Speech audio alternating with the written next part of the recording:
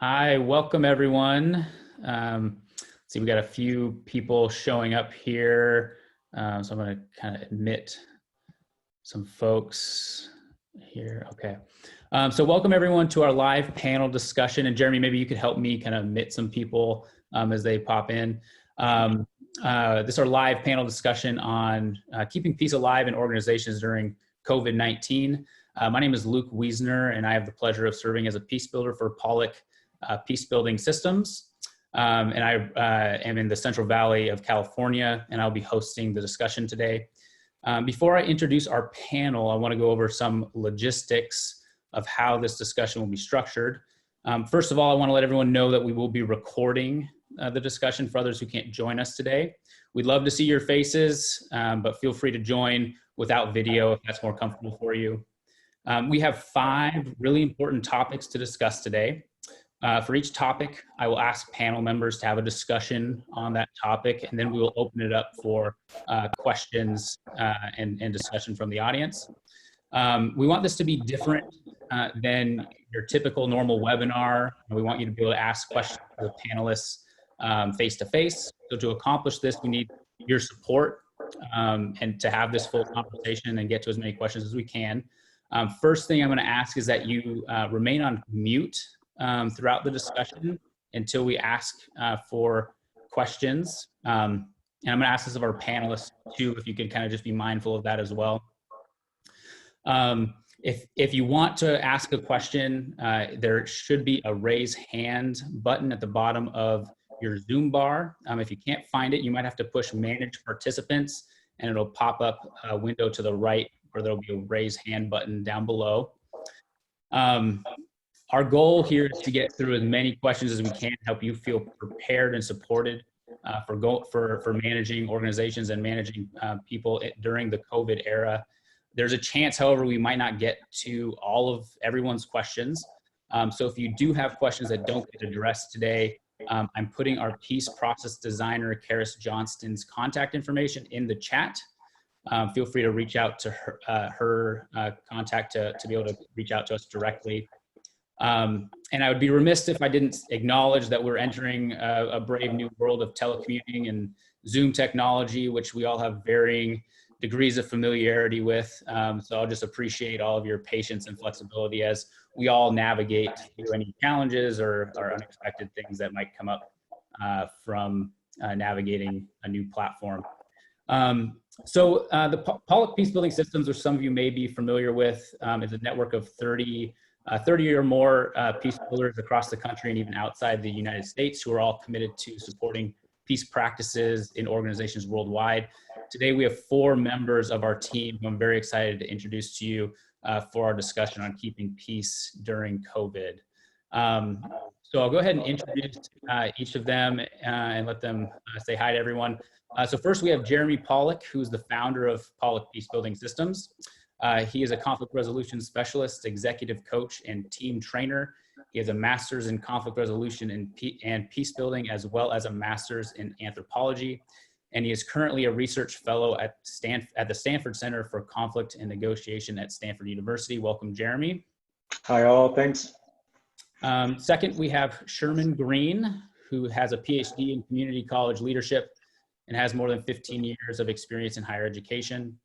Sherman leads our peace building efforts in Jackson, Mississippi, and is an executive life coach who is committed to helping his clients find aha moments. Welcome, Sherman.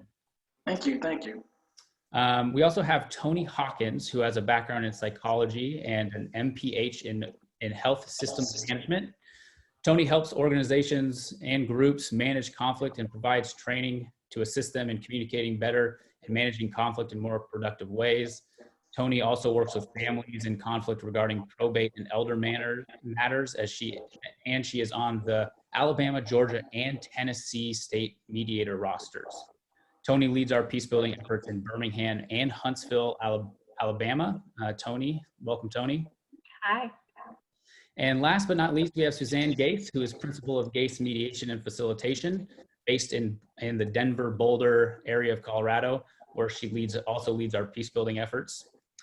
She is an adjunct professor at American University and University of Denver.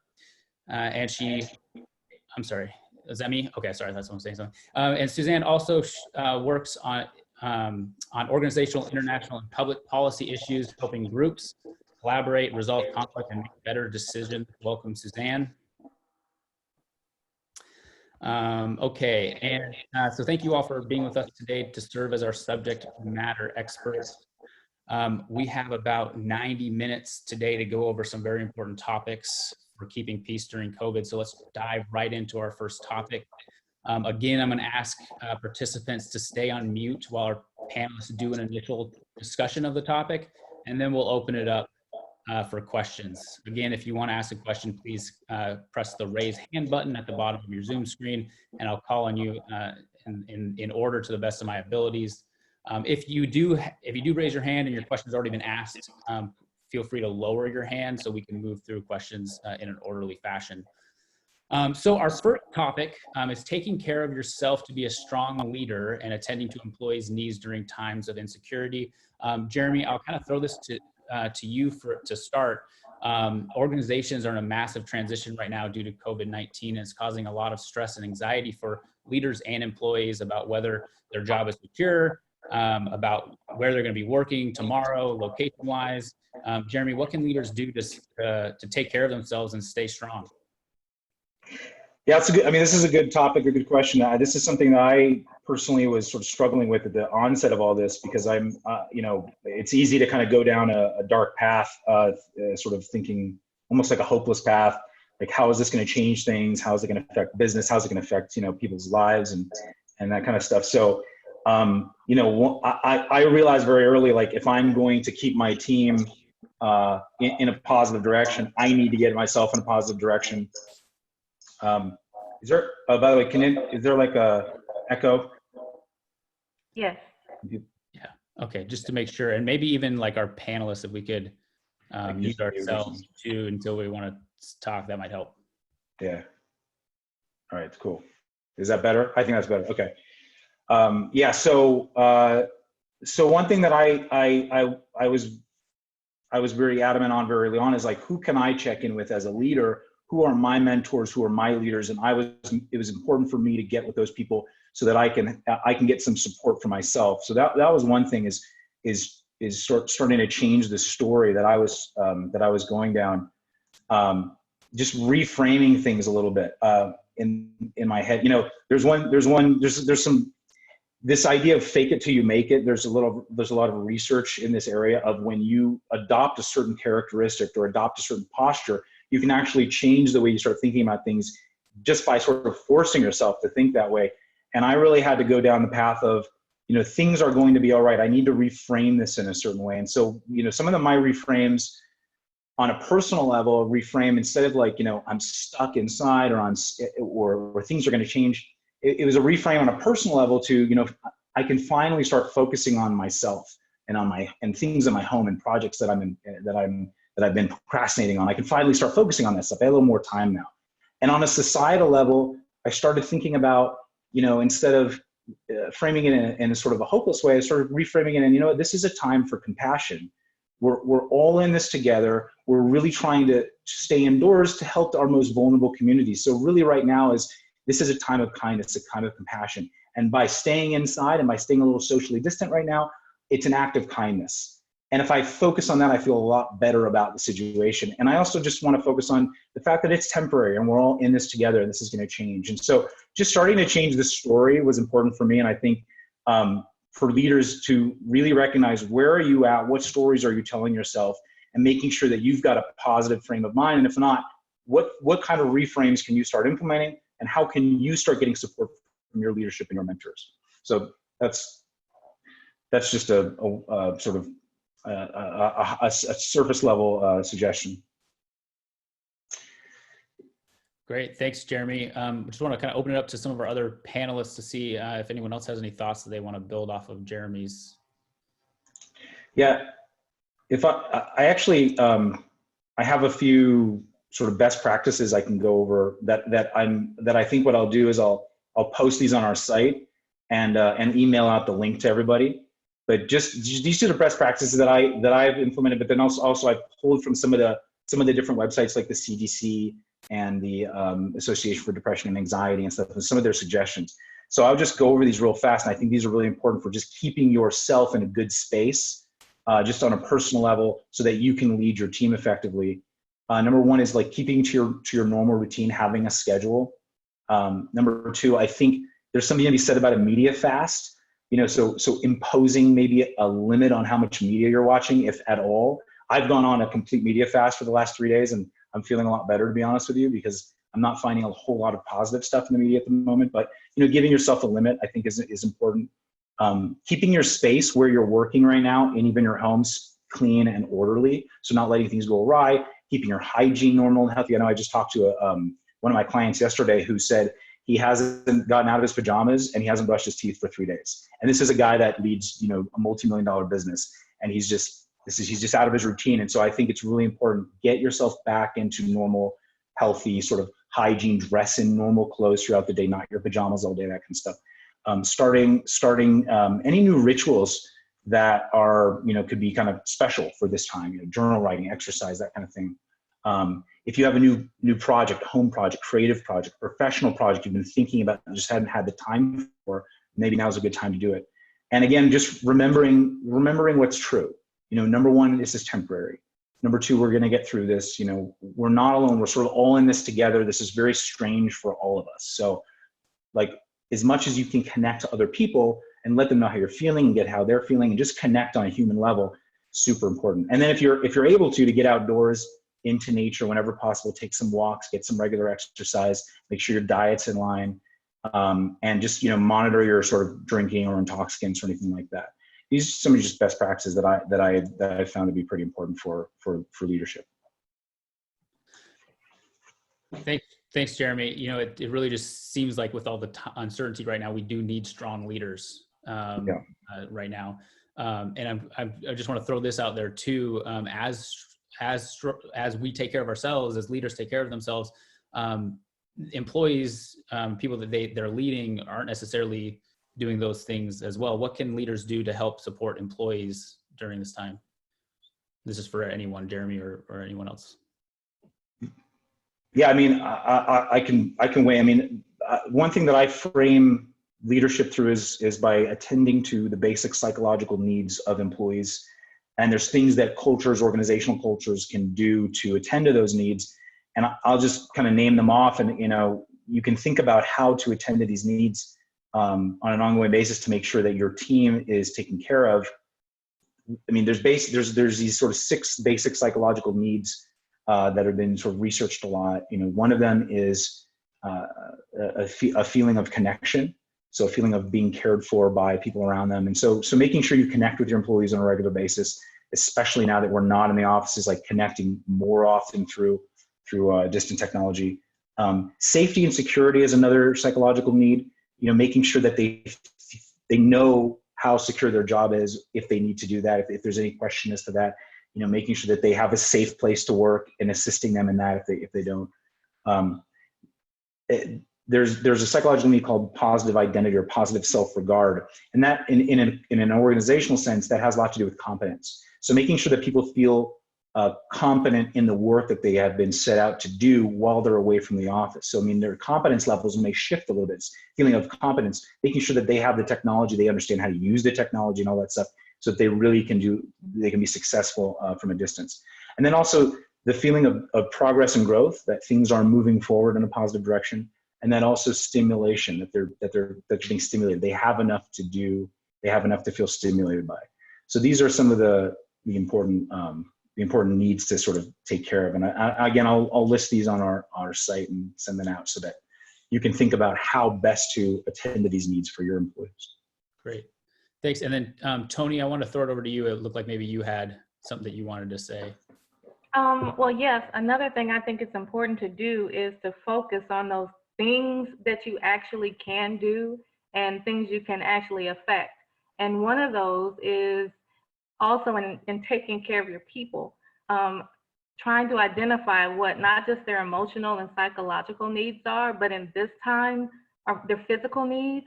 So identifying community resources that might be available, churches, groups, and things like that daycare centers, things like that, that might be able to provide resources for your employees, especially while they're isolated, and in ways that maybe your company can't do, that the community is already doing. And so that's something you can do. And then it also helps foster that team community environment for your employees who are now isolated and may feel like, no one is really looking out for me. Yeah, it's interesting. We have some people who are going to maybe thrive in this kind of work remote environment, and there's going to be some people that are going to really struggle with it, and knowing how to meet each of your employees where they're at is something that's going to be a challenge for all of us. I do want to just take a quick pause and just kind of open it up for some questions to see if anybody has anything that they want to contribute to the conversation or ask our panelists. So if you do have a question, please go ahead and raise your hand at the bottom, and we can make sure that you get your question addressed. I know that there's some people that have called in too, and I don't know that they have an ability to raise their hand. So, okay. Can all of you unmute yourself if you'd like to, just out of curiosity? Okay, you can. Okay, cool. So if you've called in, especially, and you can't raise your hand, you have a question, please just unmute yourself and ask the question. Great. Thanks, Jeremy. Okay. Well, while questions come in, either through the chat or raise hand, or if you want to unmute themselves, I want to kind of invite, see if Sherman or Suzanne wants to add anything to the conversation. Are we still on leadership? Yeah, we're still on to our first topic. Yep, taking care of yourself to be a strong leader and attending to employees during times of insecurity. Anything that either of you want to add? I have a question. Oh, okay, great. Laura, go ahead. I'm just curious. There are some people who are still working in their buildings, wherever they were, and maybe they're shared work, but how would you recommend addressing conflict within that, just because of the added stress? I'll remute. Oh yeah, well, I think we're going to actually get to that topic next, right? It's like the yeah. Thanks, Laura. We'll let's see if there's any other questions sure. that come in, or if Sherman or Suzanne want to add anything else, and then we'll kind of move into managing. That's a couple topics from now. Looks like we have a question coming in from Hillary. Hillary, I'll go ahead and let you have the floor. Okay, I was just wondering, since we're talking about self-care, how, in addition to the things and the resources that Jeremy highlighted, which are really wonderful, do you have any ideas about how leaders can bring people together in a way? I guess I'm looking for ideas beyond like a happy hour. Do you know what I'm saying? In a way that's not business related specifically, but is caring and taking the time to bring people together and have discussions, but not make people feel like they're required to do it, or that it's somehow business related. Just looking for ideas. You're saying, but the point of it is not business. The point of it is just to get to know each other better and socially, or the point of it is kind of business. But well, no, I mean, I'm thinking in terms of supporting people with anxiety and some of these things that we're talking about.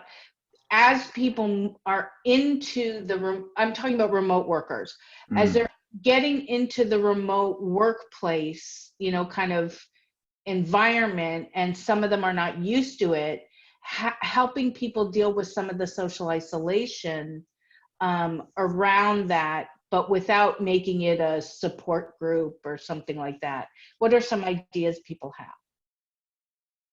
Like team building? You mean like team building maybe?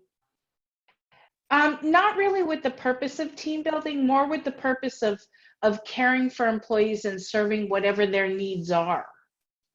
Yeah, I mean, I would. So there's two routes that I've taken. Is one being creating a you call it a circle, or just a forum where it's like a safe space for people to come in and voice whatever concerns they're having. And its purpose is just that. We're not talking about business now. We're just here to care for each other, talk about what's going on, tell us how you're feeling. And this is a safe space, and creating that sort of arena where or like a forum where, hey, this is all private, this is all confidential. We're going to talk here about how you're personally feeling because we want to care for each other. So that's one thing, depending on the comfort level of whoever's kind of leading that group. Then the other one would be kind of what Tony was talking about, is like creating a resource for people. So whether that's an internal resource, hey, this particular HR rep or this particular manager is comfortable doing one-on-ones with people and just being there and holding that space. I'm going to set that up. You can make, here's a way to make an appointment with me. We can talk throughout the week, that sort of thing. Or here's a resource we are bringing in as an employee assistance benefit of some sort that you can all call at any time, and I have a few resources that I've used for that. And it's just a totally independent person that you can talk to. It could be a coaching app. It could be there's actually one that's now a conflict resolution or conflict coaching app. So anything, I think bringing in resources and determining whether it's more appropriate to do individual sessions and offering that, or like a weekly group where, hey, anybody's welcome. Don't have to attend, but you're welcome to attend. And we're going to just have this group to support each other and see how everybody's feeling. And I'll just kind of bring in a couple of comments from the chat, from ideas that other people have had. Megan Price reiterated some of the things that have been talked about in regular meetings and check-ins.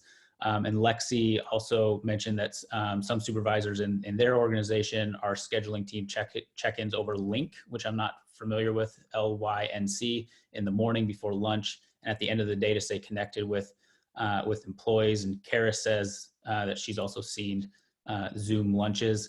I think there's there might be like labeling things as like a huddle is something I've seen people do before of kind of bringing folks together.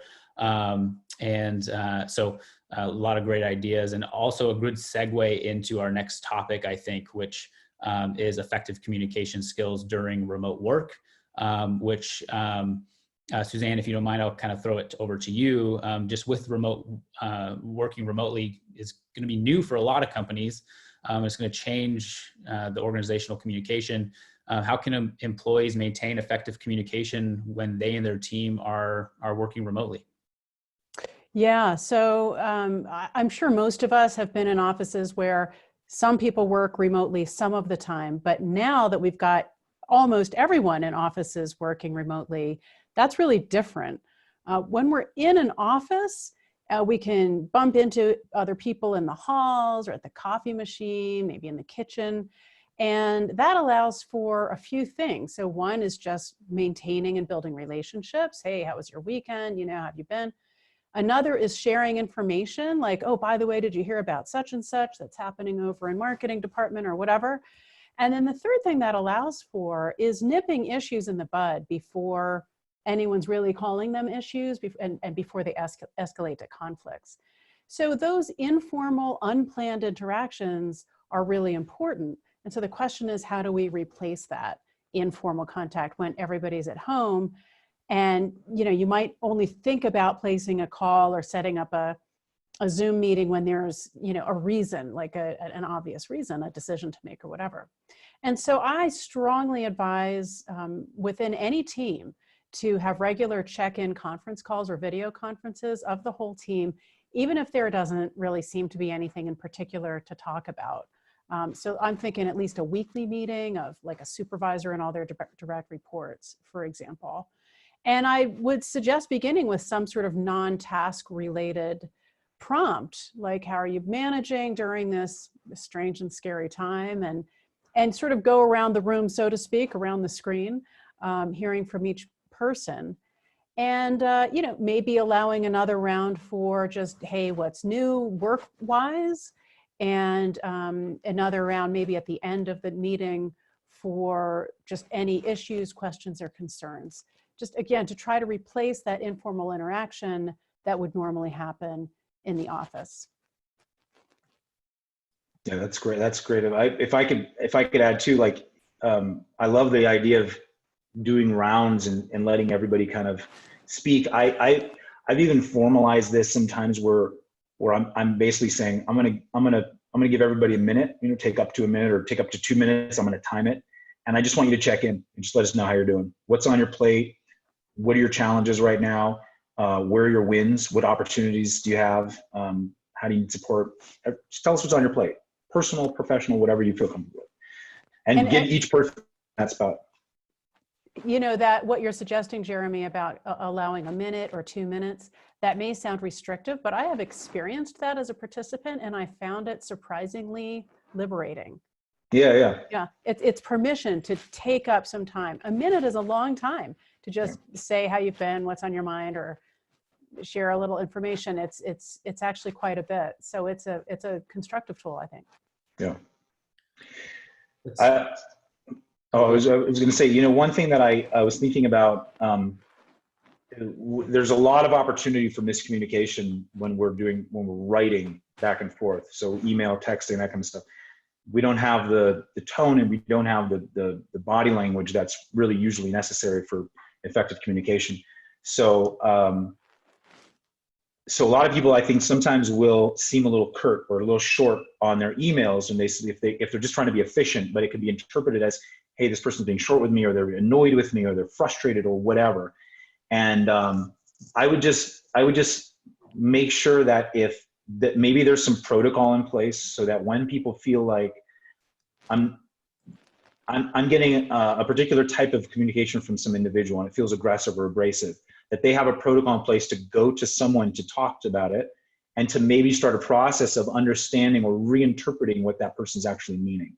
Because all kinds of stuff can get miscommunicated. I was just literally dealing with this an hour ago on the phone between two coworkers, where one person is asking for clarity and the other person's perceiving it as aggression. And it's not aggression, they're just being a little bit curt, and they don't quite understand each other's communication styles yet because they're very new working with each other. So having a process in place where we can go, hey, wait a minute, what is actually meant by this? And getting to learn how to interpret that other person's communication is important. One of my clients actually started doing something that I was surprised was actually effective, because it was actually effective with me too. He has in his signature line the idea that, or he says something like, excuse me if I seem short. It's nothing personal. And it's just in his signature line. So anytime he responds, it just says, nope. And then it says, excuse me for being short, it's nothing personal. I go, oh, wait a minute, this is just what this person does. He doesn't mean anything by the fact that he's just answering with one word. That's the way he communicates. So I think that's another thing. If you tend to communicate with short language and you don't want to change that, that might be something to think about. It's very interesting to hear both of you kind of bring some of those things up. And I'll just, as I'm kind of speaking, I'll just also invite anyone who wants to share anything or ask questions to go ahead and raise your hand or put something in the chat.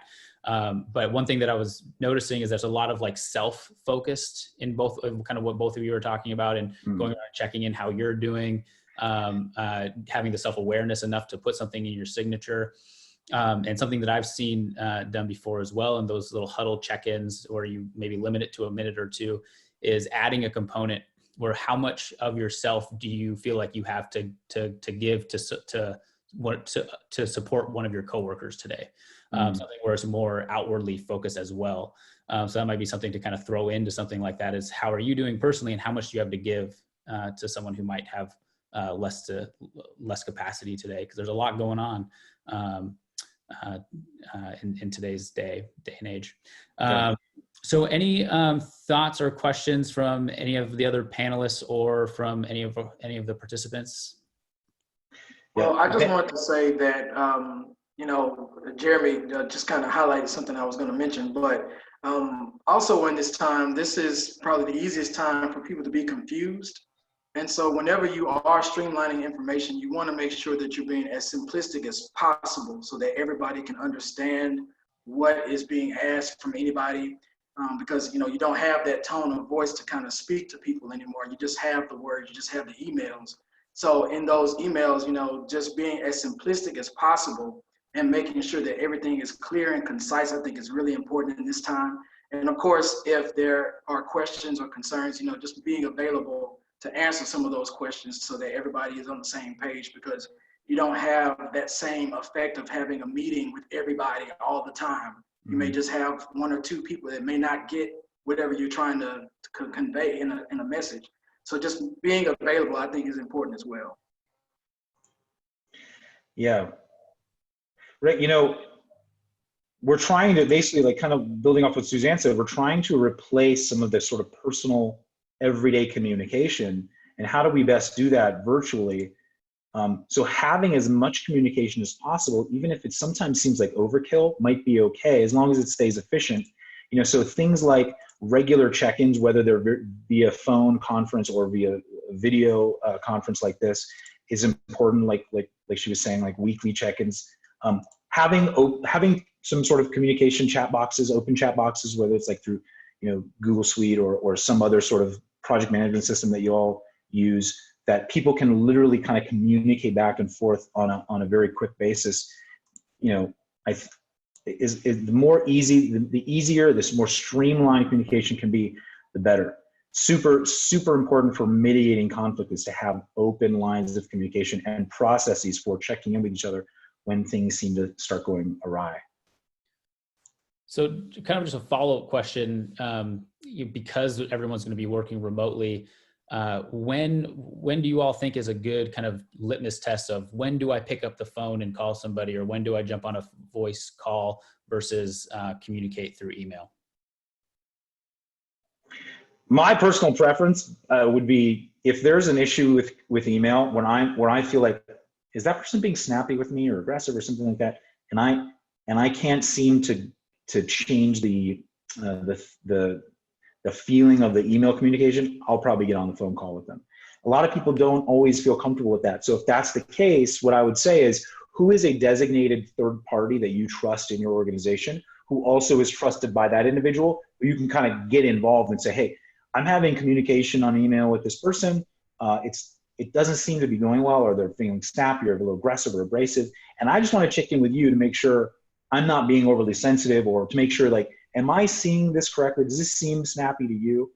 So having a third person there would also be helpful if the direct communication doesn't seem available in that case. And what Jeremy is describing with, you know, checking in with the third person is something I advise too. And there's an interesting line between sort of going to a peer for informal coaching versus gossip. And I think going to somebody because you're in a little distress, you want another opinion, can easily turn into gossip. And so I encourage everyone, and this is just in normal times, and maybe more important now, is if you find yourself wanting to vent, like, God, so-and-so was rude to me and here's what happened, you know, the key is, if you're on the listening end of that, to say, well, let's think about what you could do, how you could approach them. You know, do you want to practice on me? You know, so turn it into a peer coaching, as opposed to, oh, I know, he's such a jerk, you know, that kind of gossip. And so that's, I guess, part of my answer to Laura O'Neill's question about managing conflicts of those who still remain. Try to maybe give everybody a little guidance and encourage that peer coaching, as opposed to the backstabbing gossip.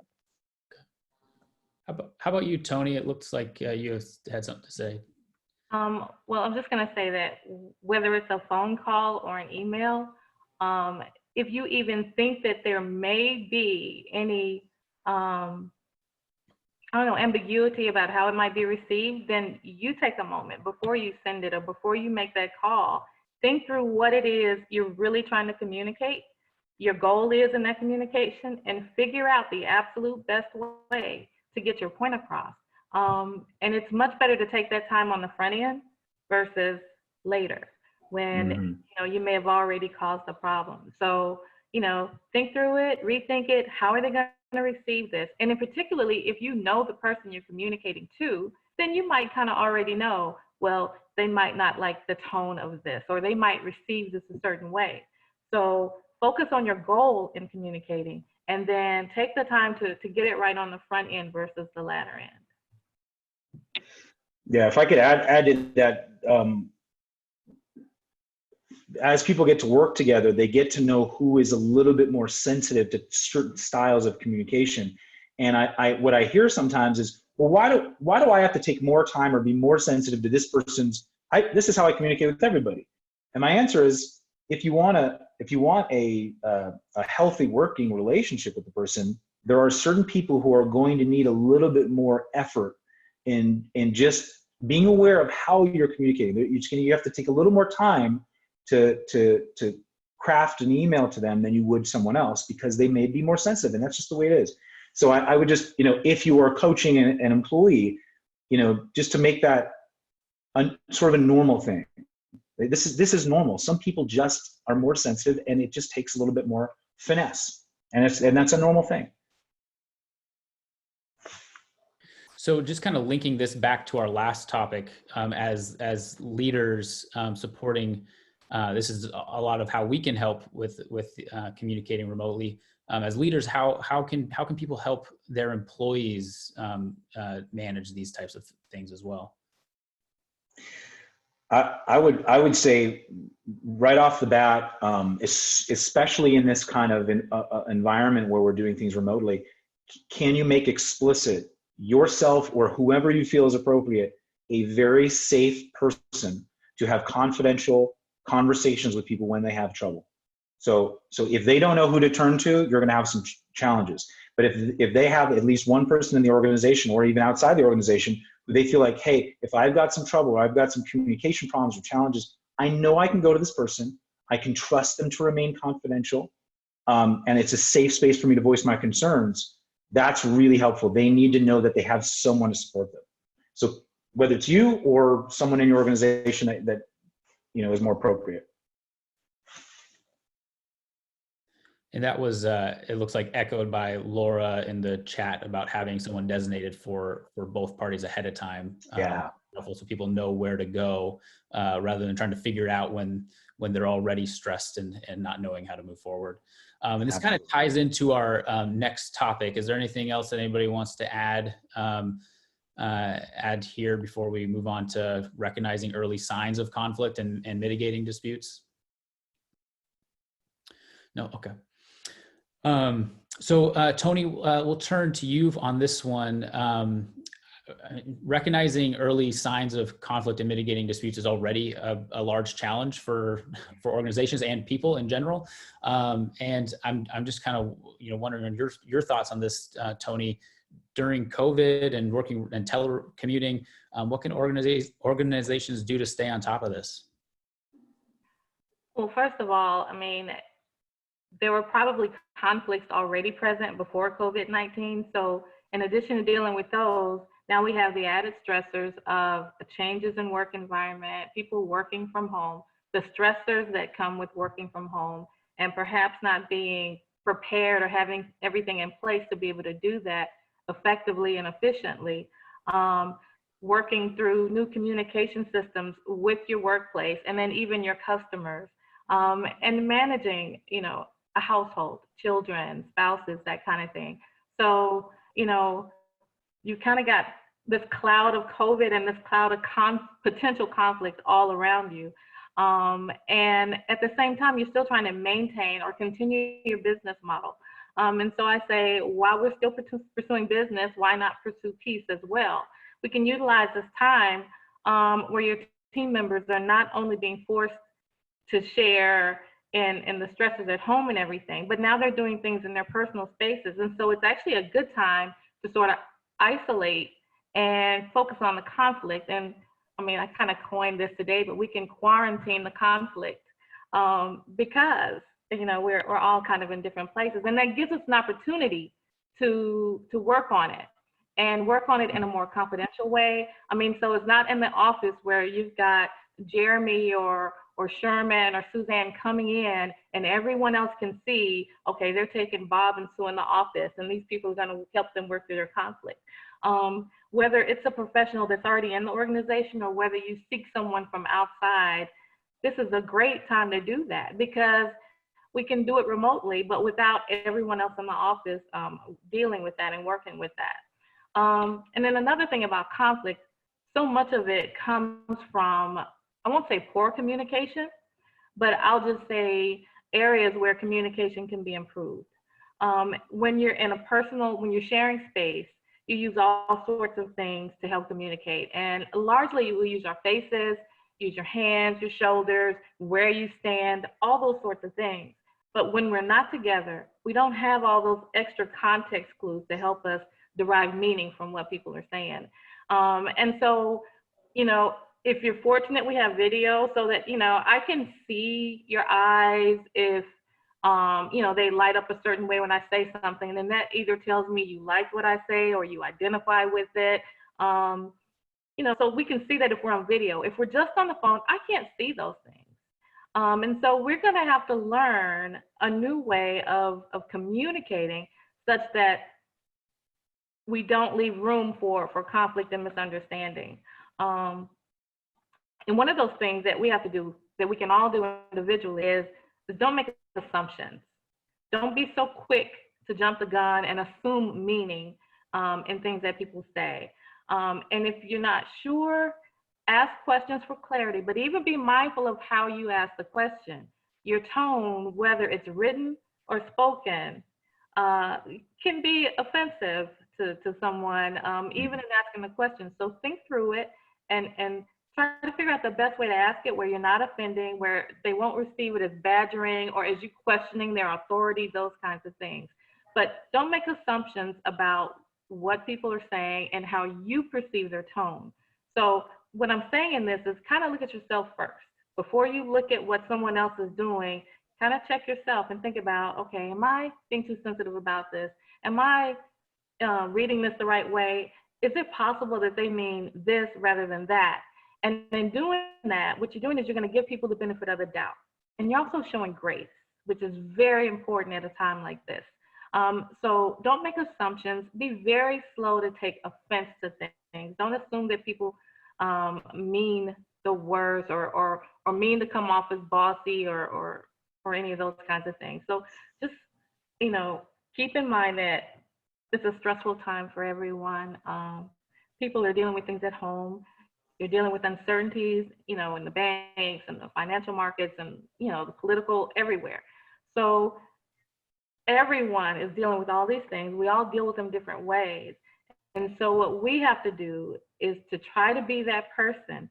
And then we have to try to empower everyone else, each person we come in contact with, to be that person that's going to be the one to say, okay, hold on, I'm not going to react. I'm going to take a moment. I'm going to breathe. I'm going to pause and I'm going to process this. And I'm not going to take offense to it immediately. I'm not going to make assumptions. If I need to step back and calm myself down or think through it, I will. Otherwise, then let me ask a clarifying question, if I can do it in a way that's not going to offend. And that sounds like a lot, but I think it's very helpful. And then the other thing is particularly if you're going to be on group calls or group teleconferences, if you have an issue or if you have a question, you can wait until the call is over and talk to that person one-on-one. And so then you're not getting everyone else's input and everything, but you get to deal with them one-on-one, and people tend to deal better and communicate better one-on-one. And so I just think that's better. And then it's not so gossipy. It's not getting everyone else in. And then others don't necessarily get to jump to conclusions. And we also have to really learn to listen, because we won't always be able to see who you're talking to. We've got to learn to listen. Listen to pauses, listen to just fluctuations in tone, fluctuations in their voice. Listen if you hear the kids in the background, and then be a little more patient and understanding that, okay, they're trying to do different things at different times, but let me be more patient. Let me be more gracious with them at this time.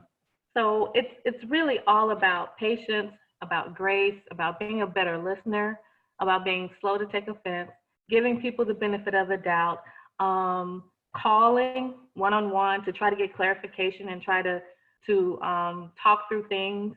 And then you also want to be open to criticism, so that if someone does call you and say, look, I didn't like the way you said this, or what did you mean by that? Think about it. Answer the question in a way that they get the information and get what they need from it, because this is a time where we can grow from what others have to say. And I know, like with my kids, when we're in the car and they're in the back seat, we have the best conversations because we're not face to face. So it's much easier a lot of times for us to talk when we're not sitting there looking at each other. And I try to utilize those times to build our relationship and to allow them to speak openly and honestly. And I think that we can utilize that in this situation as well. Thanks, Tony. Thanks, Tony. Can I, if I can add, so those are great points for mitigating conflict with yourself. And if you're, and I would say again, if you're a leader, if you're an HR leader, if you're an employer, mitigating conflict between employees, it's hard to recognize it even when you're in person sometimes because you're so busy with your own stuff.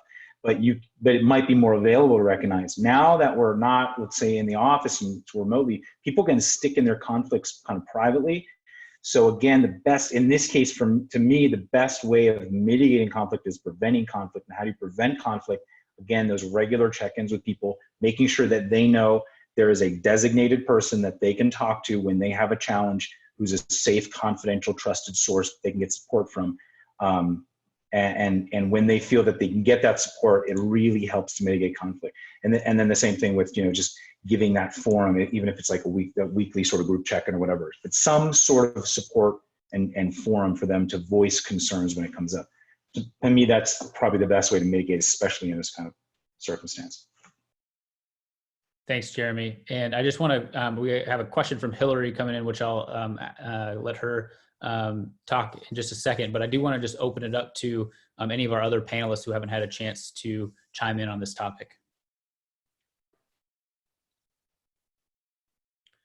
And I think it's interesting, when you're talking about what I'm hearing Tony and Jeremy talk, you've mentioned earlier, Jeremy, about going on a media detox, and all of this kind of self kind of care and self-management. It gets really harder. It gets so much harder when we are inundated with stressful things around us, even more. Just tying this back to one of our previous topics.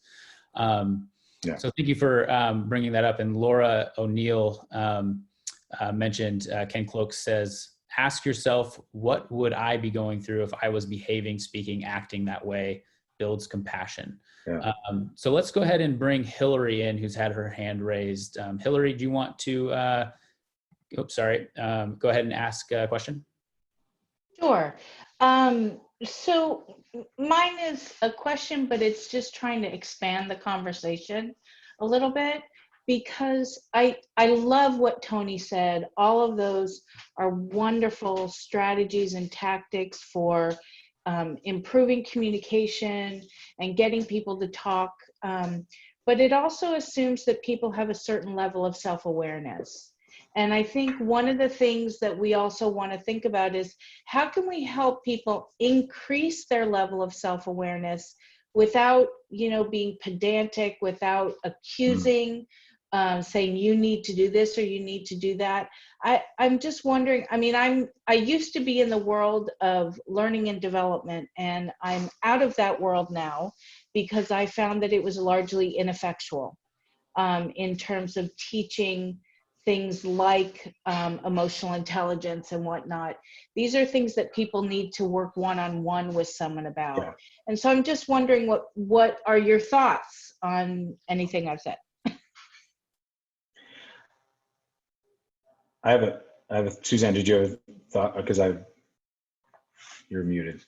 There we go. I'm sorry. Yeah, well, first of all, I don't want to hog the air if my other panelists want to say anything, but I think it's, you may not be able to help anyone, especially, adults, become more self-aware. But I think in terms of building their awareness of how they may be coming off to other people, how they may be impacting other people, I think the first thing is always to start where they are, right? So how are you doing? Oh, it seems like you're really anxious, or you're flustered, or you seem sad, or you seem stressed out, whatever. Build that empathy first. Yeah. And then, so let them unload and be just the listening ear first. And only then, because that helps build trust, only then might you gently offer, I was a little concerned the way in our our conference call yesterday that one point you made really might have come across to some other folks as intimidating, or overbearing, something like that. Yeah. So that you're stating your own observation. I am concerned, I sensed that some other people thought this. I saw you as this. So very much I statements, but again, only after showing that you care about that person first and let them share whatever is on their mind, because you might find out a whole lot about why they were exhibiting that behavior, whatever it was. I'm going to add to that, but I think there's two parts to this. Number one is it's to me, it also can start with the culture.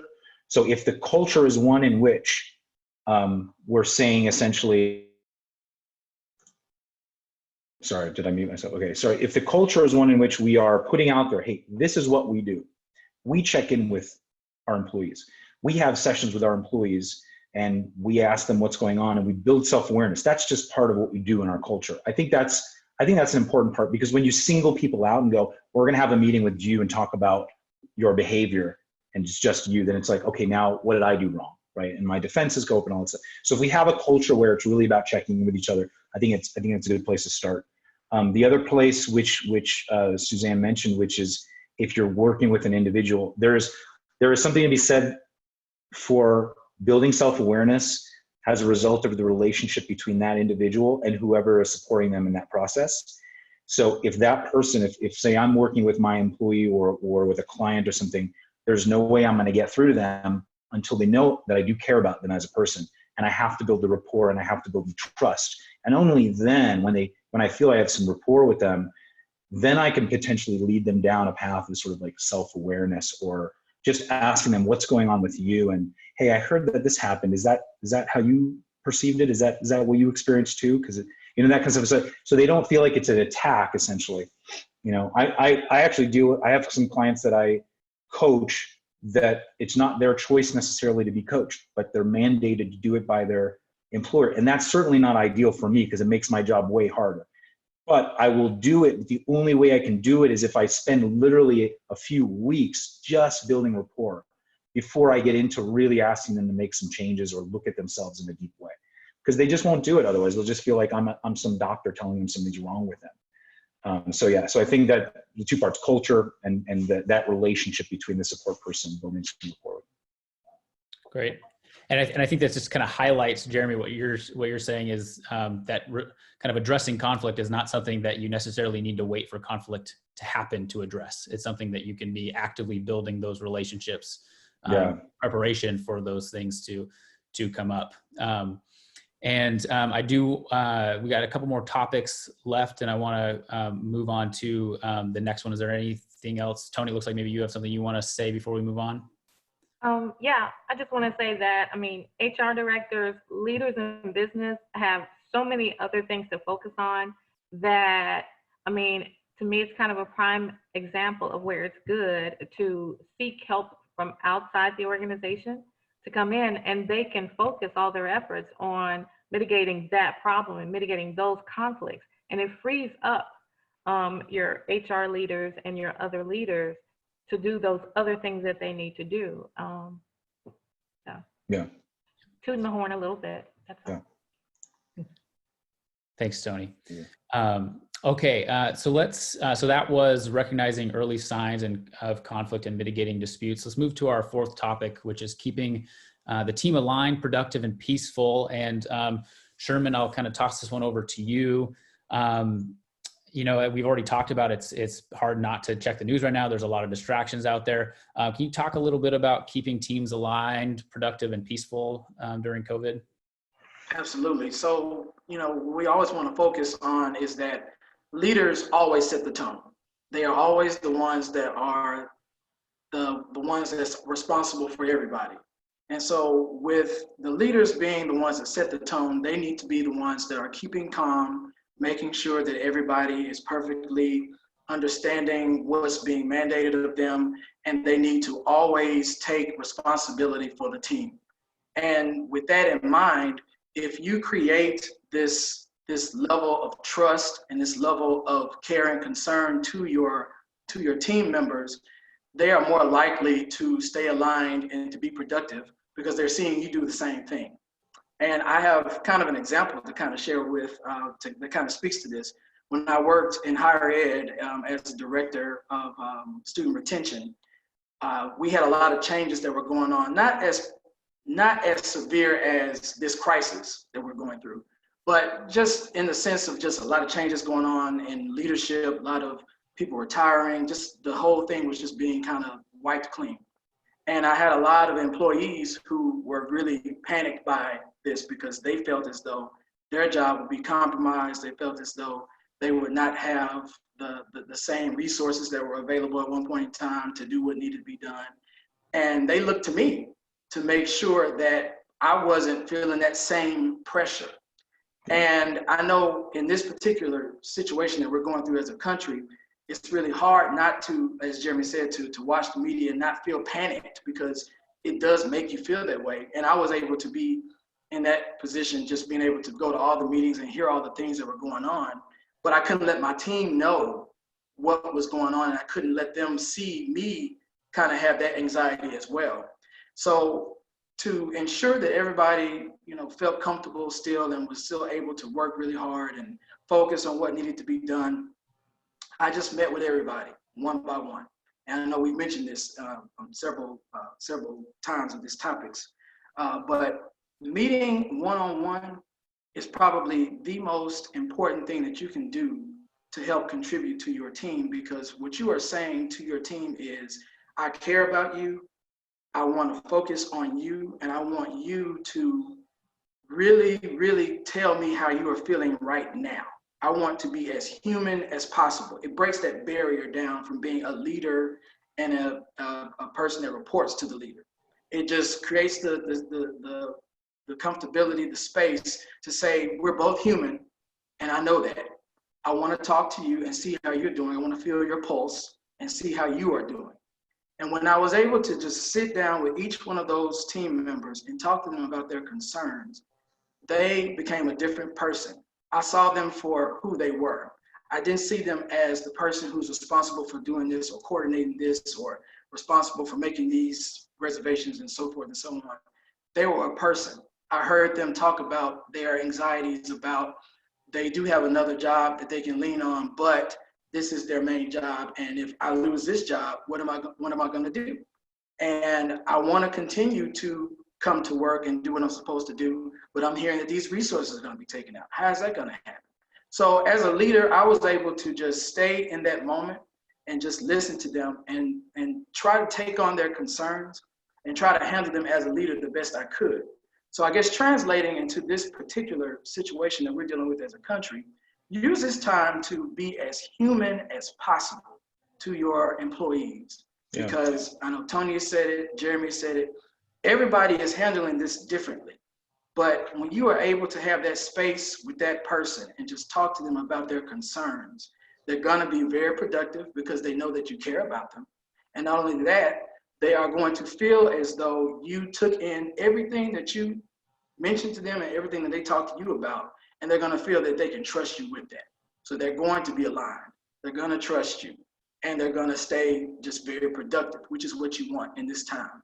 But one-on-ones are so very important, very, very critical. I just really would advise anybody to just take this time to really talk to your employees, to talk to them how they're doing, voice their concerns, and just listen to them as a human. I guess this is just in every aspect of what we're doing now, because I'm self-quarantined because, they mandated us stay inside. But I'm looking outside, I'm seeing people walk, I'm seeing people, attend to their yards. People are being the most human that they've ever been because of all of this. So in that effort, we can also be human in just talking to people and just showing that care and concern. Thanks, Sherman. Yeah, I think that's really interesting what you're saying about keeping the humanity alive, even as we're distancing ourselves from humanity. And there's a lot of positive, some positive, which we'll get to in another topic that we'll be able to get to. You're getting some kudos from Laura and Robin on some of the things that you're saying, especially the feel your pulse that you said from Laura highlighted. Yeah. Want to toss it over to any of our other panelists that want to add to this topic. Yeah, I would say I love the human aspect of this. It's super important. Like Sherman said, I think it can get lost when we start scrambling to figure out how are we going to transition here into this remote world, or how we're going to transition. People are a little scrambled at the moment. So I think focusing on the human side is important. One thing I've been hearing too is as people start to work more at home and away from each other, sometimes their roles and even the things that they're tasked with can get confusing, and people can start feeling like they're crossing into other people's lanes and that sort of thing. So if you don't already, having a very solid digital organizational system, whether that's a new project management system or some other sort of tool that you want to use, something that's going to really help people remember who's doing what, who's in charge of what, who owns what, and who's supporting each of those leaders in those different roles and stuff like that. So it's really, really clear what everyone should be doing and who's leading and owning projects. If that's not clear, this remote work where people aren't communicating as frequently, sometimes the confusion can start to happen.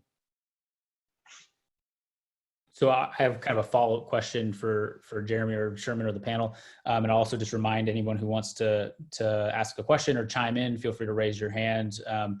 Or if you're on the phone, feel free to just unmute yourself. So speaking to that kind of the roles delineation, how as leaders, how can people be attentive to like seeing when there might be some role confusion? Any thoughts on leaders being able to identify how to pick up when there might be role confusion? Yeah, I mean, this is one of the major topics I tend to deal with, especially for even business partners. It tends to become very clear very quickly that people are stepping on each other's toes. So hopefully people are being vocal about the fact that I don't know what I should be doing, or hey, this person seems to be doing what I think I should be doing, or that kind of thing.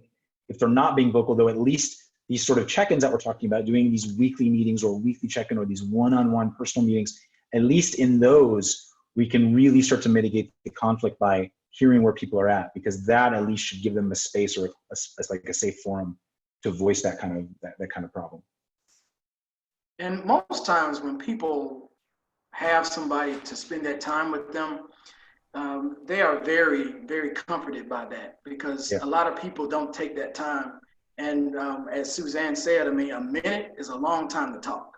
So imagine giving 30 minutes to just talk to somebody about something. Yeah. That speaks highly to them. And they're going to leave feeling, okay, I feel better. I at least was able to get off what I felt. And that gives you the ability to kind of take in what they were experiencing, so that you can help them squash whatever the conflict may have been or situations that may possibly come up. So it goes a long way. So role ambiguity can sometimes masquerade as a personality conflict. So I've just begun work with a nonprofit organization, and I was contacted by the chair of the board, who said, well, there's this personality conflict between the executive director and one other staff person. So I've done a series of interviews, and it turns out that there is actually a whole lot of ambiguity about the distinction of roles between board and staff. And they're supposed to have a working board, but nobody really can define for me what that means. There are advisory committees, subgroups of the board that are supposed to meet, but they don't. That holds up staff work because there's, lots of problems, but somehow the presenting issue was personality conflict between the executive director and this other staff person. So then I come to find out that they've cycled through, I think, 4 different executive directors in 3 years. So that's another sign that there's a role problem, is that you'll see high turnover in a particular role, because basically those individuals feel like they're in an impossible position. It's hard to perform well in a job if different people have different expectations of what is supposed to be in that role. Yeah. Check back in with me in a month or 2 after I've worked with them. We'll see how it goes. I'm working with one individual right now who doesn't know what he's supposed to be doing. They transitioned him into a new role, and they haven't given him any list of goals or tasks or anything. And they just said, and we're going to figure it out, but until then, just do what you want. That's what their answer was. And so, you know, my job has been becoming an advocate for this individual to try to, because it's impossible to feel satisfied with your work and to feel competent and to feel valuable if you don't know what you're supposed to be doing. So again, I would reemphasize everybody in this, especially in this time, to mitigate confusion and conflict, really make sure everyone knows what they're supposed to be doing and have a clear organizational system that dictates that, and that where everyone has access to see who's doing what, who's supporting who on what, who owns what task and all that stuff. Great. You getting some feedback from Laura and Hillary regarding the value of this role problem distinction, and some kudos to you, Suzanne. Hillary quoted you, role ambiguity can sometimes masquerade as personality conflicts. That seemed to resonate. And one thing that I just, you know, to kind of build off of that, I'm wondering, you know, if there's, you know, anyone have any thoughts on how personality conflicts are going to show up when people aren't sitting next to each other and sharing offices and in one office? How do you think these personality conflicts are going to manifest in this telecommute period? It's going to be interesting. I mean, I think it's going to manifest as communication differences at first, because through email and even through phone calls and stuff like that. Yeah, that's what I've been seeing so far, but it's very new. The whole thing's very new. So. Yeah, it's kind of like the Wild West that we're stepping into, isn't it? Laura had a comment as well. People will sometimes get comfortable at home, and that might accidentally translate to work. Speaking to maybe the productivity aspect of this too. And yeah, some people are going to transition to commuting pretty seamlessly, and some people might have a hard time with it, and we're all going to be figuring it out together. One thing I'm interested in, and I'm not sure if we need to go into this right now, maybe we could have another discussion on this when it becomes more relevant, but how are we going to support people in returning to work in a few months for people who do get comfortable working at home and now have to show back up to work? That'll be an interesting conversation to have as well. It might be another panel we have. Yeah. Yeah. Okay, anyone else? I'll go to our last and final topic. Anyone else have anything else that they want to add, either from the panelists or from the participants? I do. I just want to say one thing we might learn, though, is that some people are much more productive at home. And so business leaders might find that I've gotten a lot more work out of Tony since she's been able to work from home than I was ever getting from her in the office, because she doesn't have the distractions of the break room and the coffee room and her cubicle mate and all that. So, I mean, I think that, you know, there's that potential for some good to come out of that in this respect. I totally agree. And I also have to remember, though, that a lot of people are stuck at home now with little kids. Our school district is closed down. Thankfully, my youngest is 11. She's quite self-sufficient, but I just can't imagine trying to juggle like a 2, 3, 4-year-old right now with working from home. And it's probably hard to get, you know, childcare when everybody's trying to sequester themselves. So I hope, you know, employers will remain flexible about when that work gets done, and understanding when people really don't have a lot of options. Mm-hmm. Yeah. And we do have actually one other question that came in from Lexi. Lexi, do you want to ask your question? Yeah, I'm not sure if we're gonna, can you hear me okay, first of all? Yeah. Okay, perfect. I'm not sure if we're gonna still get to it on the next topic or not, but I'll just ask it now. So one thing we are running into is, so I work in HR for the courts in Minnesota, and there's many of our employees that we are able to send home and work remotely, but court is still going on. So like we have trial cases and high profile cases that are still going on. And so we're running into the issue where, okay, who do we send home? Who do we keep in the courthouse? And it's creating a lot of conflict, you know, and supervisors are feeling very torn. They don't know what to do because, you know, they obviously want to give everyone a fair shot, but I'm just kind of looking for some, you know, advice or best practices that I can give them to kind of help them get through those tough times. So is the issue, Tony, you might be able, because you've worked with the courts before, you might be able to give some insight here, but so is the issue, is the main source of the conflict, you think, like people are feeling that, you know, it's potentially unfair the way things are being selected? Or Correct, and like maybe some favoritism being played, you know, and basically what we're doing is we're following the CDC, and you know, people who are in that high risk category, if they have serious health conditions, you know, and their healthcare providers are recommending that they stay home, they are getting the first, I don't know if I should say like dib, but like they're getting first dibs to work from home, and then others are seeing that as, okay, so like, you know, what about me? And is it affecting people's incomes, depending on whether or it doesn't affect their incomes? It's just a matter of their work style.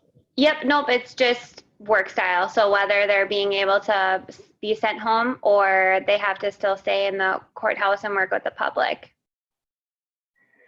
You know, one thing I might suggest is how many people are we talking about? Well, we have 8 different courthouses in our district, and they're all different sizes. And so like, I mean, there's 3 of our courthouses where they were able to get approval to just like shut down, you know, and just work from home because the judges are not holding any cases. But like a couple of our biggest ones, I mean, employees are being kind of cut in half. So like basically 50 employees have been able to be sent home and work from home, and the other half are still at the courthouse. Yeah, I mean, it's tough, but potentially, I mean, and I'm assuming this has just been sort of mandated from the top, and there's been no discussion about it. It's just been, this is what's going to happen, right? Yeah, I mean, things are changing, honestly, like hour by hour here with, you know, the Judicial Council meeting and making decisions. But I think that's where most of our conflict is coming from, where people are not feeling safe, you know, working there in the public. They're worried about getting sick, and, you know, we need them there. We need at least some people there to help process everything. So. Yeah. You know, go ahead, Suzanne. Yeah, 2 things. One is transparency about how the decisions are made. So that's absolutely critical. And then secondly, input, you know, if it's possible to have a somewhat of a participatory discussion as to what should be those criteria. And then the third thing I question is whether you know, if there is an option to go further and let everybody not work for a little period of time. I don't know. But the first 2, I think, are things you can definitely do: transparency and some input into those criteria. Mm-hmm. And then also determine who's absolutely essential for court to go on. I mean, you don't necessarily have to have everyone there, but determine who's absolutely essential, and then how many people can do those particular jobs, and then let them work out some sort of schedule where the same person is not having to come every day. So maybe one person that does this job comes Monday and Thursday, and then another person that can do the same job would come on a Tuesday and a Friday, but then it's not a whole group being at home and then a whole other group having to be at work. And then allow their input, like Suzanne said, on the schedule, like who wants to work, who's willing to come to work. And then that's also where some cross-training is of value. But if that hasn't already been done, it's kind of too late to do it now. But I agree with Suzanne absolutely on input, transparency, then also get their input on who wants to work, who can actually do the job, who's willing to, and then be open to some flexibility in scheduling. Yeah. Oh, I was sorry. gonna say one of the major sort of, if you like look at this psychological needs, one of the major things that people need to know is that they have some control over their lives, some impact over their lives, including their work life. And so anytime that just in general, things are mandated from the top that are going to affect me in a significant way, and I have no impact, no control, no way to have input, it's going to create conflict. So the more, whatever the process is in your organization, in your courts, the more input or involvement you can give people and the more transparent you can be, the better, so that they feel that they actually have some control over their life. rather than just like, they're telling me who's going to work and who's not.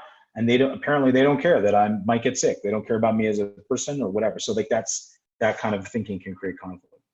Yeah. And I'll just kind of just at the risk of beating this too much before we get into our next topic, I think what we're talking about here is process versus outcome.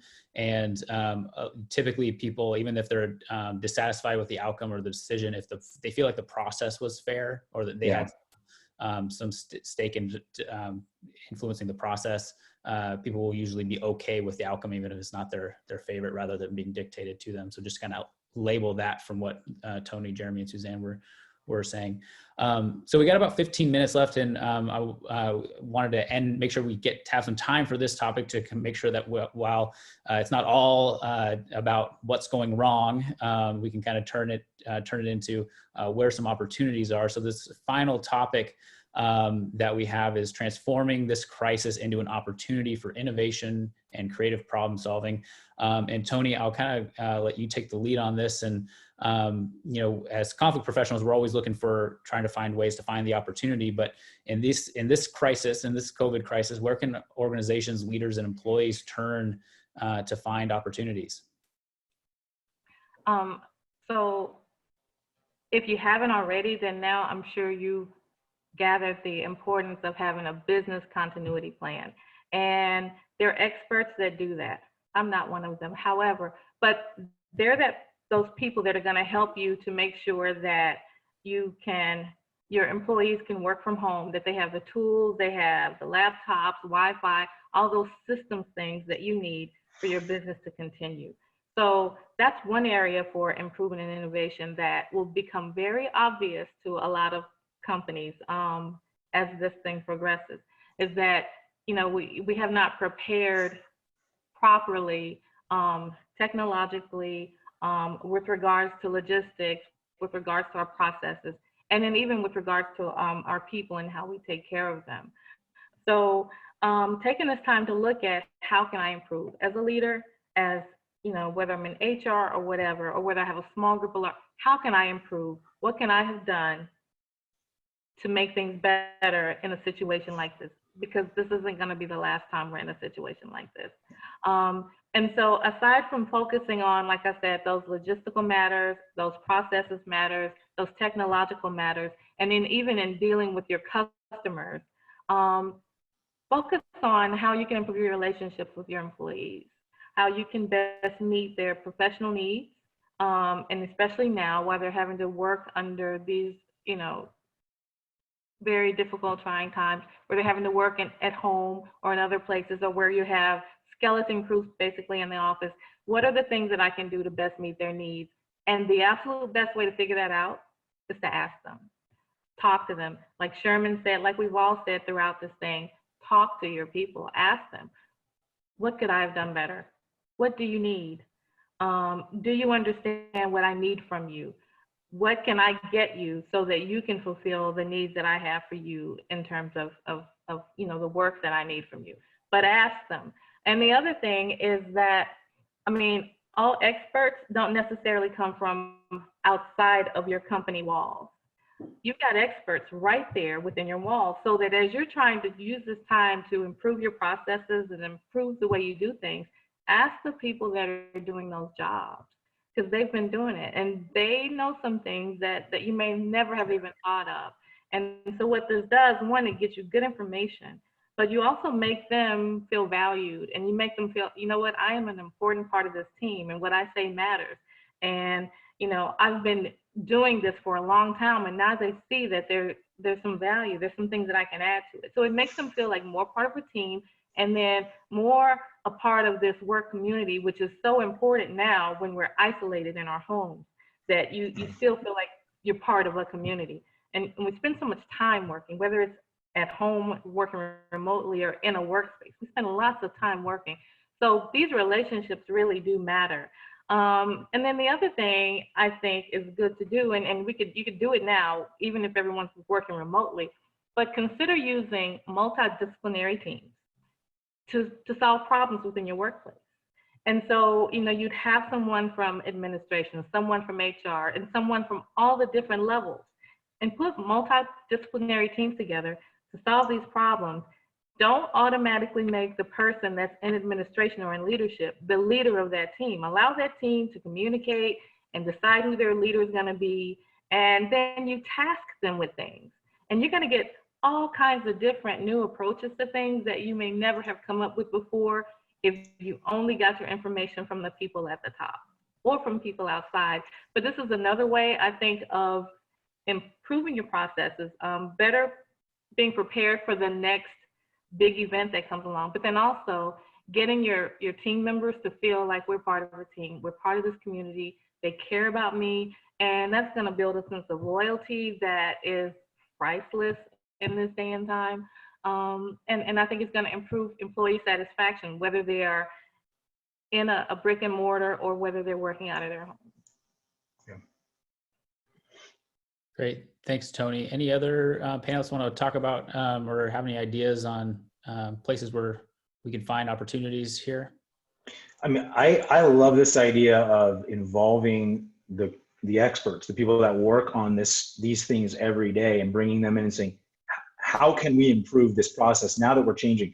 This whole thing is like one big conflict, and we always say in the conflict business is like every conflict is an opportunity, and this whole big thing can be looked at as an opportunity because we're going to be forced to become very efficient. We're going to be forced to become very good at communicating with each other in this kind of environment. So we can take everything we learn here and everything we implement, and we can continue to use it when we get back in the office, or when we get back to sort of normal life. And I think that's important.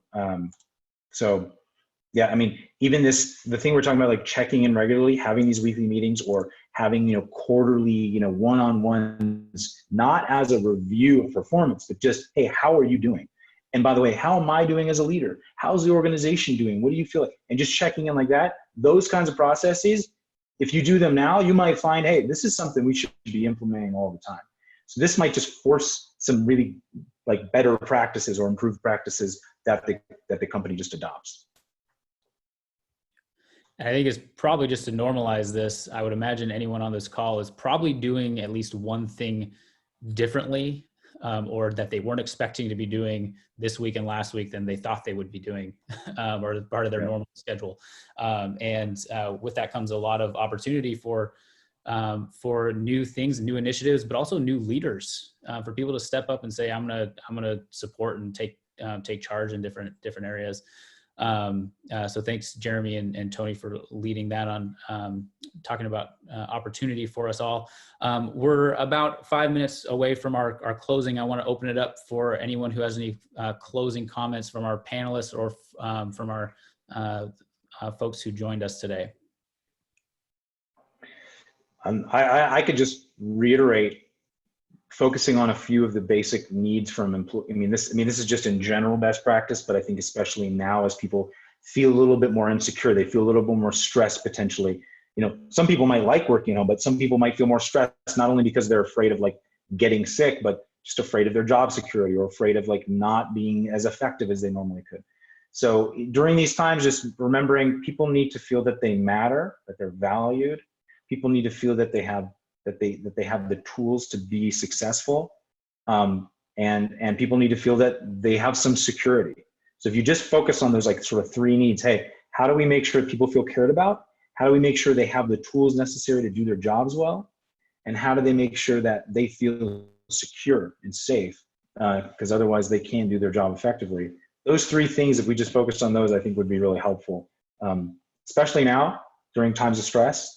But even in the future after we kind of get back to normal. Great. Anything from anyone else that maybe who hasn't asked a question or hasn't chimed in from our last 90 minutes or so? Want to leave us with a question or maybe some words of wisdom to help us move through this? Oh yeah, we got some wise people here. Yes, we do. I can tell. Yeah, we need a final word of wisdom.